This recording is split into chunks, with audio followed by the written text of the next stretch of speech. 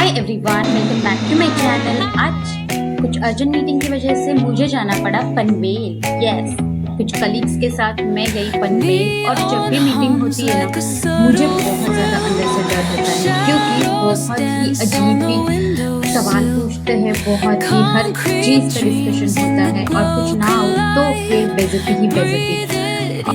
पनवेल आ गए। फाइनली पनवेल आ गए। पर एक्साइटमेंट उतनी ही थी, क्योंकि हमारे पूरे जोन से लोग आते हैं।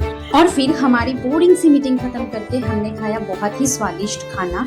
ये खाना जो है वो राजस्थानी डिश है, और ये डिश इतनी टेस्टी थी कि मैं क्या बताऊँ। पर ये भी है कि पूरी टीम के साथ इतने दिनों के बाद हम खा रहे हैं, तो और ज़्यादा टेस्ट उसका इन्हांस हो गया। और खाना खा के मेरा टमी बेचारा इतना खुश हो गया कि मैं क्या बताऊँ। मैंने तो सीधा ट्रेन ली और सोते हुए सफ़र करके आ गई घर। घर आते ही मेरा होता है द एंड। बाय।